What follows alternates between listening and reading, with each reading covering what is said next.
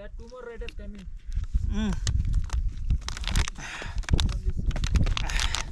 I carry lots of stuff. No, Yeah. I cannot drive. Yeah, I go slowly. You rented the bike? No, it's my bike.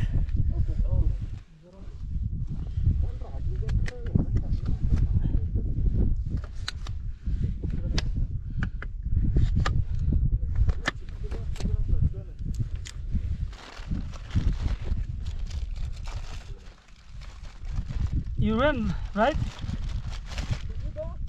You guys ran, right? Slowly we'll go. Go, then I'll follow you. All the road, right? Only the this Achawala road, right? Yeah, see, back side.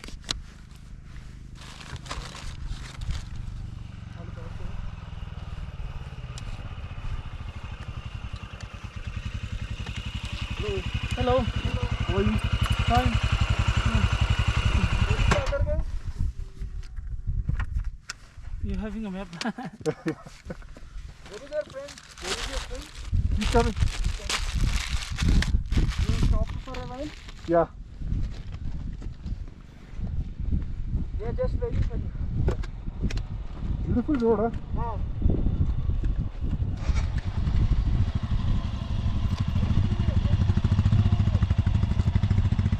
Which road? Which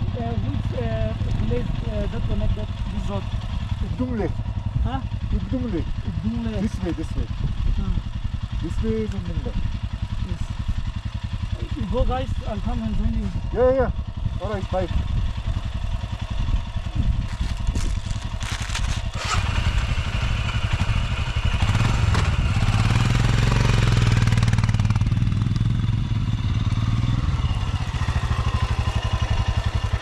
Hello.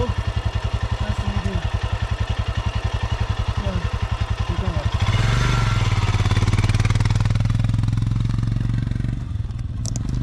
Lalpa hi chani. Oh.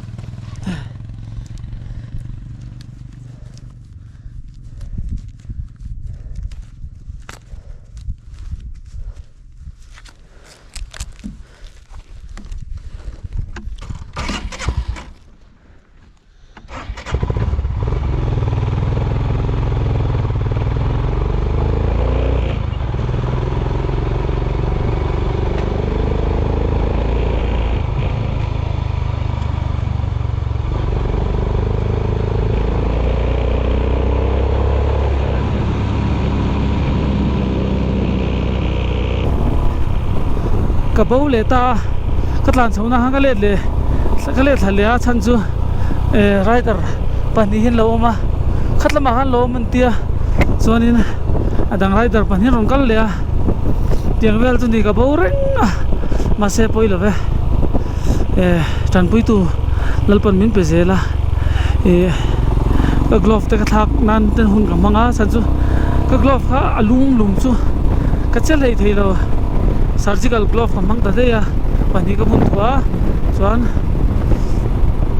ka glove te zok kha ka mang ta ti chuan in thatakin ka tlan thei don ta ni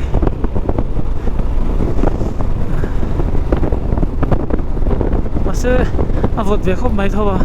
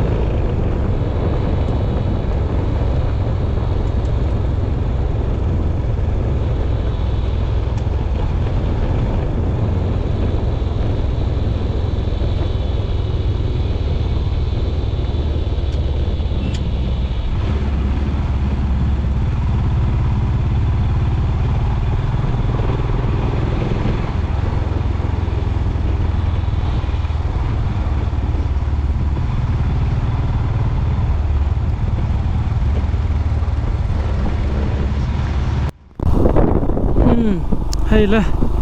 kong diga chung ka kal ve ta e ti hian dar som le mi som pa nga chhovel som pali chhovel ania khita dar kar chan ve vel bak phum mang lo vela thla lai la ma se mishing an kal nem khop mai a thla lai la chuanin chuk thla lai la chuta chuanin englo ho kha notice ho kha zui dan ngai to toila tha a chu zoi ngan tlan char chara chho zoi ta le char char shum le kem som pathum ania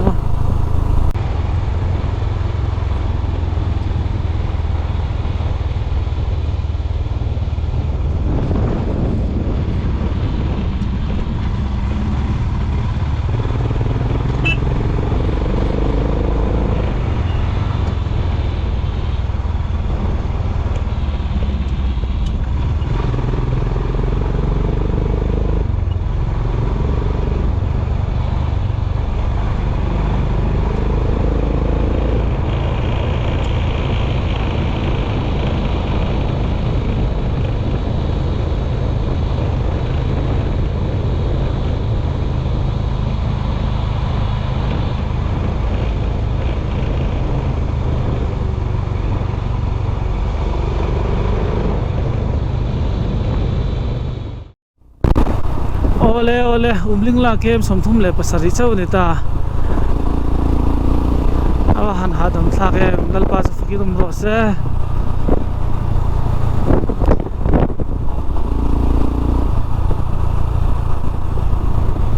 kem somthum pasari chu dar ka khada vel chung ka thleng chau thein ka ringa som dar som pakha lem som paru ka thleng chau vel ka ringa kong tiang na ni chuan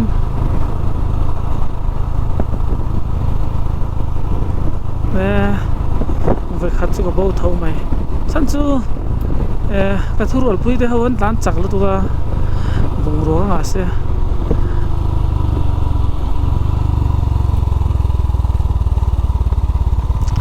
chum xe chỉ sung mè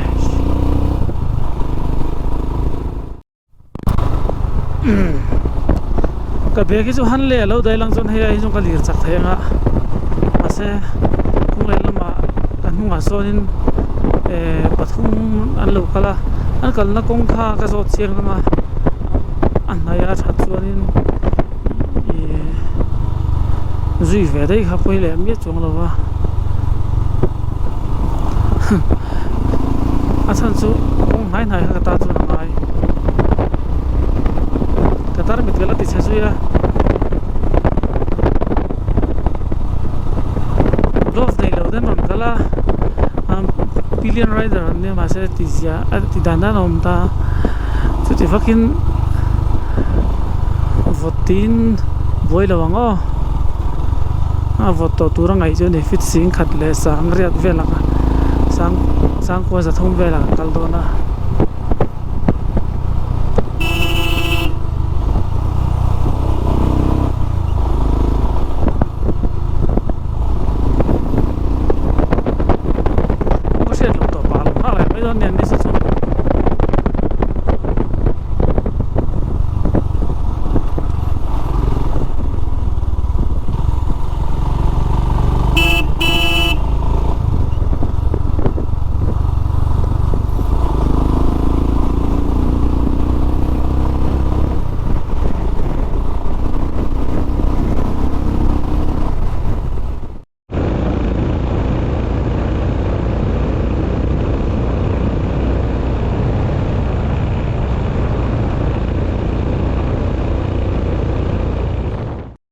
xe thì khuôn yang so so nghe tiếng đàn tiêu à vỗ vỗ này mà tiếng nghe yên rồi nó lẻ chi nè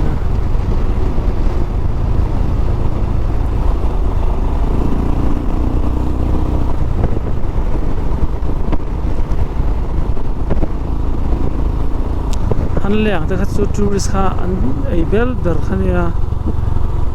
ta hen so nhân riek hen tam ka ring lo ni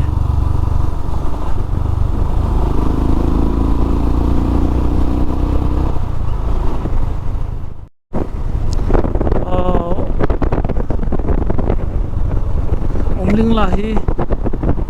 kem som thum le ni le pasari ning ka sia ka ma tlan te kha ka tlan san vek ta ke ma ka tlan le to ni aba han solo thei rem ran pe junglam pakhia ne tu dan thang ma nei ani yang e chim sume chi sume ti mi ka kem khatin na theng lo ni bela sia so so ko na ka mi lo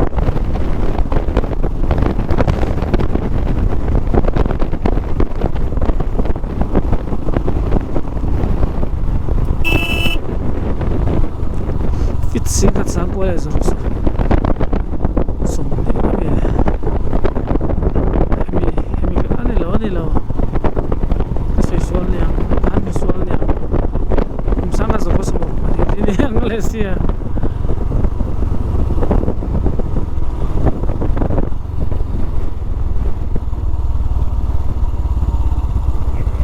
noima hay ling la wait ling la woo lalpa kalo me tu na khan noi ma kha daire ki natlang thei sa le ti kha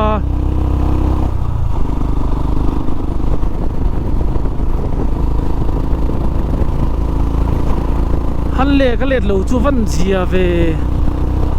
han le tang bung ruwa ka la chu eng kim mi chung lam pang ruwa ta ni khaya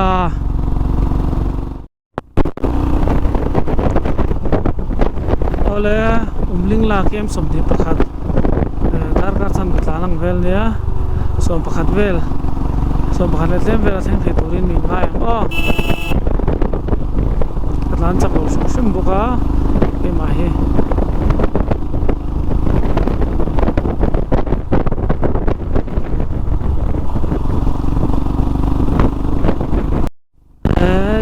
khai in trong China zara te athian na chona zara te min support na zara te ka han theng thui te re ngem heng zong ni ke ma thei na pakhat maum lawa ai ma hen thei na lo ni nang ma ni wang na ka ni a heng zong hi in tan ka la ni pathian zara ke em som pasari hi thleng chho thu rai ngai la tun thleng boi na ka nei lem lo wa khar dung la bu ham boi na ka nei lo wa ka boi na nei ve te ber kha chu ta wang lai ni ta wang kha chu fit sing ka chang li le ti vel chau ni fit sing ka sang sari sang le ta ka hom to a na ye fit sing ka chang ko sa thum a ko tum do na ni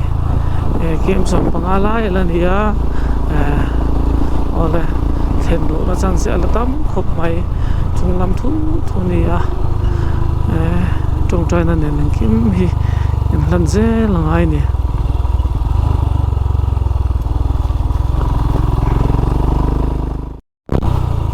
alung huk ten ka sia englo Mount Everest basement ai ni sang jok anti na ka zonga ka mulwa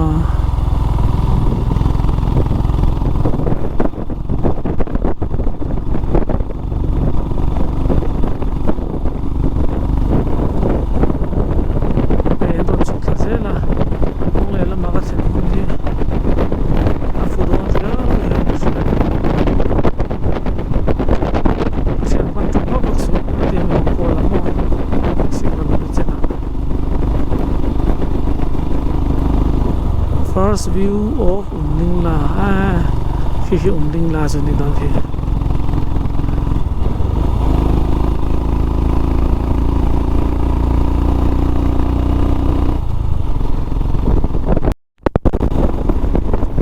lại lùng vel cho con môi vel thì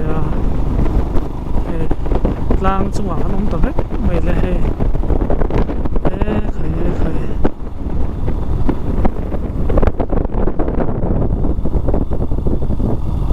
Tahian,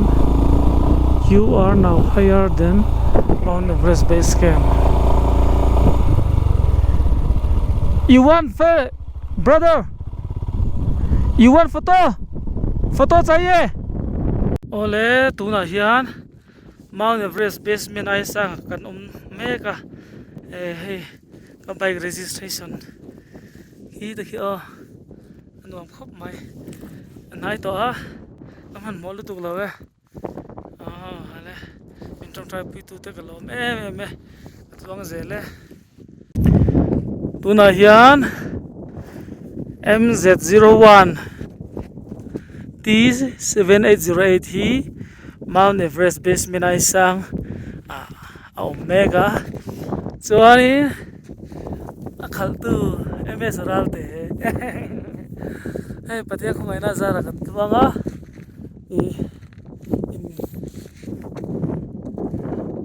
boina kan nei lo pathian din minong puya kan tuange alo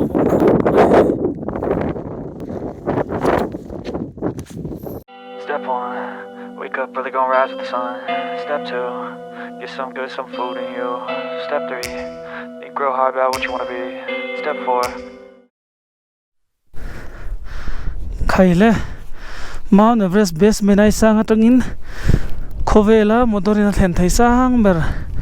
thlen chau kan han tum du na nge khai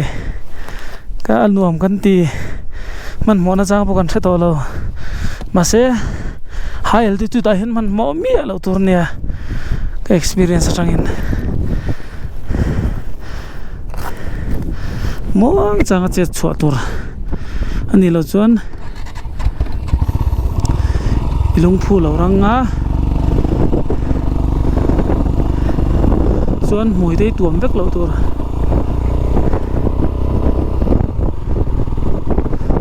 according to my experience and tiang do chika chole da che kha ha number 1 number 2 number 1 kan thleng trap thleng trap pango mai lo ti alla sang ra udu athan chu boru a tlem to bai khian boru kham bo ga zela tlan chaka harre mem tha baga ka rit ani to na zan lum le pup pe kan ma an tar zanga chiom ta an thleng don ta ui mizo zinga bike in aizol changa hetlai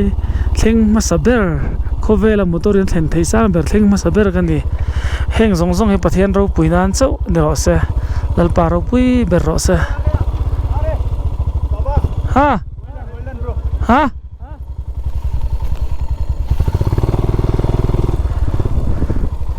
finally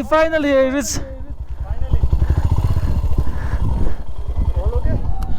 perfect but see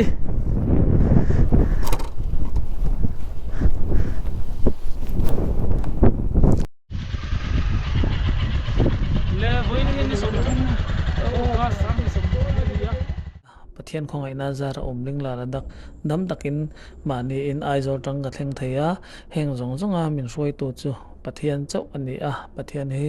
ropui berse te hi kadu dan le ka ngai dan ani ege mi mun ka thlen thei nan hianin kanu le pa kho le naw te an poi mo em ka chung le ko te khotlang le ko thana ka rong bol pui zong te ka lom em a in mi tong trai pui na zara ani chutiangin kan bel to MLA te loma Enfield puar cho te le staff zong te an chunga kalom em tin ka then le rol zong te min hre tu le min hre lo tu te min support em tu te heng zong hi in zara katilo tling thei ani heng zong a hianin ke ma ro puina lampang ka ngai pui mo lawa pathian chau ro pui se ti hi ka tong trai na le ka du dan ani he video in lo en hianin pathian chau ro pui se ti bakha soi thei ka nei lo ani lo me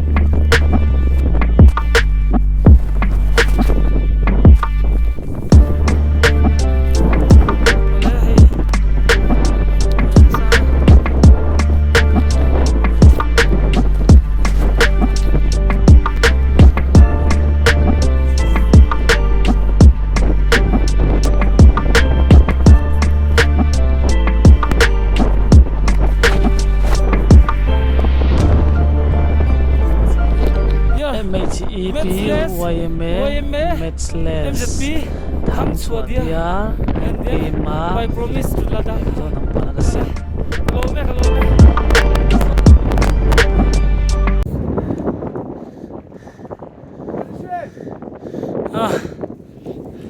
le tuna hian khowela motor thlen thei sang bera ko me kari ko bike registration hi MZ01D7801 7808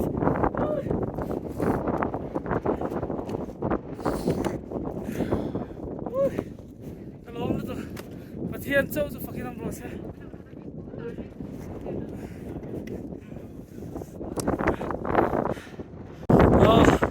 umling la theng ta hey thar ka bela min thui sak tu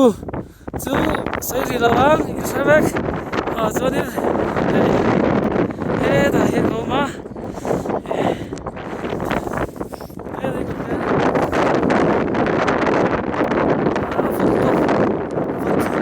ki ta sai fur to ma ta hes ka ho ko bel hey umling la ka fe dan ne thì hiện nổ mẹ mẹ này cho nên ta hiện oxygen kèm không ta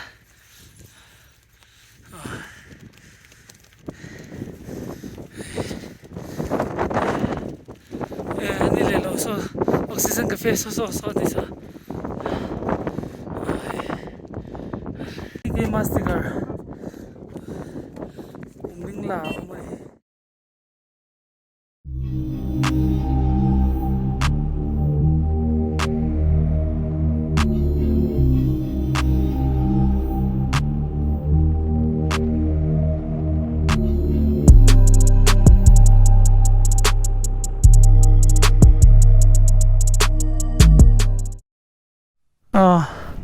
tuna hianin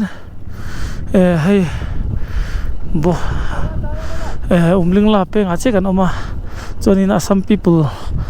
Assam lampanga mi te nimin lama ka soito ho kha i kanin mule ta kan kal ho ve ka kanin mule ani hi anlan chak em ema son ka phame ulo ni het enting ka lango ka te an mani kaldan tur hi ka han ngai tua kan han zot vela chon anin hetlam tang heng kalang an tita kan kal don ta ne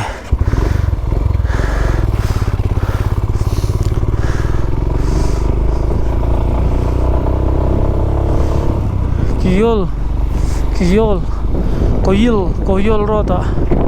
atham kon thak de wa he chon ka glove ka thak mak bok glove hi riding hi he bak hi zeb loin kan soinga ti view kha ka tum khan lem to lawa interstate kat phei chu hey hi karita ya gatle katina ni lovin kho chunga bak hian ti vak hi ka tum to lo mase ka tum lo chan chu thil da mani he atop phi mani to ka thleng ve ning in se to a chu wang chu mai nia ba ka chan problem om lo chus mi khai la hi ni don hi asipe na hi signal ka nei dawa ha dam tha ke so ma Himalayan in expulsion kala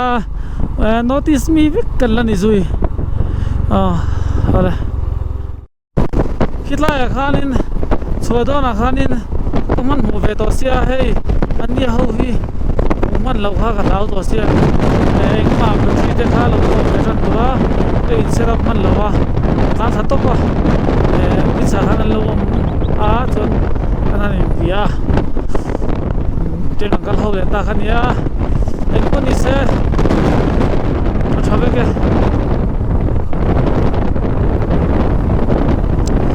an bong hi hey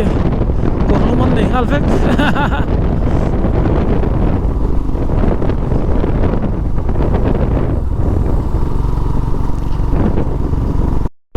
noi ma hi kem zale som pan india hey bridge can cross bridge crossing wam pati water crossing ro wa chuanin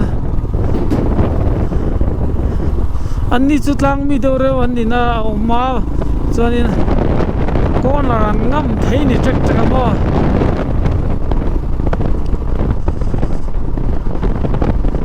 ti khan nung bra ka tan lawa sia de we voina hianin soi mai tam tak kan in garing kalom soi na hey pathian zara khovela motorin thlen thei sam ber kha ai zo da tangin mizoram nge tangin mani in kan theng ve ni ya mani lama chuan tureng ma ka nei lo ka thleng ma saber lo ti lam panga khan ka buai te chiam lo wa ve ma hlin na lom na kha ka lo me ma chu tiangin hetatra hemi tura motivate min pe tu puite le thian pa me sate in chunga ka lo me ma nang mani support na aturu ro pui ka tia in el rel tivel hi riding a hianin a lo wa in du sakna tongkam hlir mai hi ka dongin ka tung ani chu riding spirit maya an mani hi lo se ladak hi ka siat ka ring kher lo biking sim sima hian an mani awanga tum chau ka ni ti kha kan soya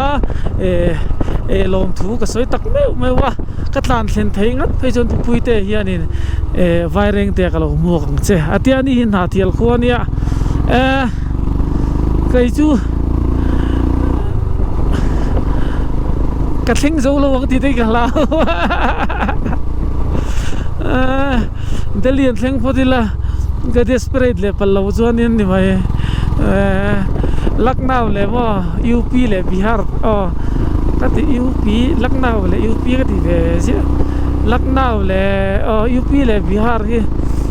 makla tu ol samdung ka tan tha ka tlan chuwa ka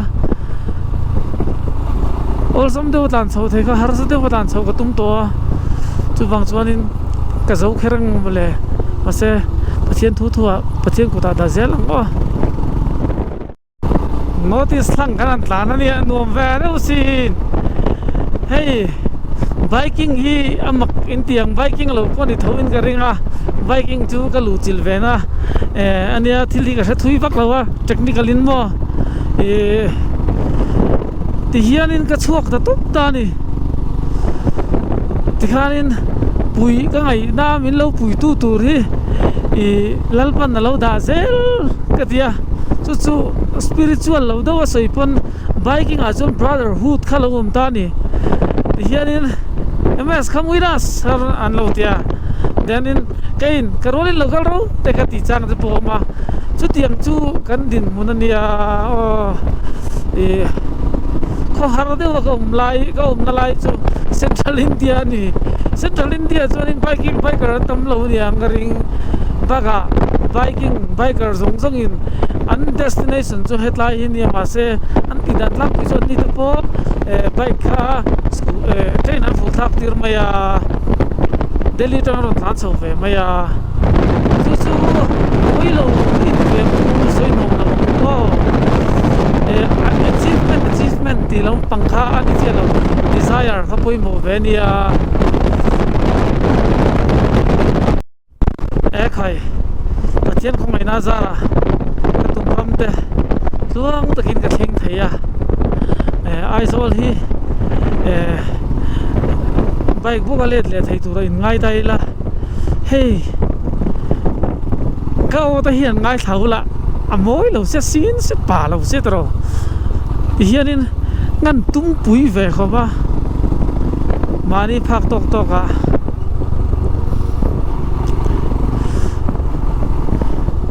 kada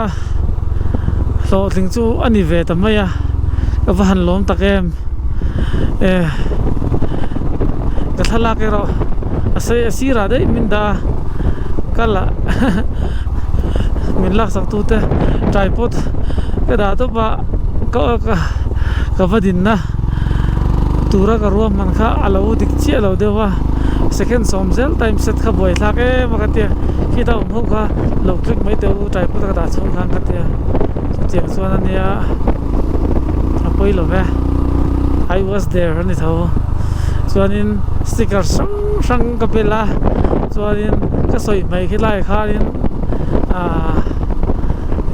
thang chua diar kha ka da tel boka chuanin hei hetiang hi in mu fo to then ka channel in lo en chuan khang kha ka promise ani ladak promise da vek khopa hetlaya ka han engani ka han khaya kha tian chen nuin athar men thui saka hian athar nge mai mangin lo ho ka tum mani chuanin mhb flag y flag matchless flag ka da ta ka sui het ve tokin ka ria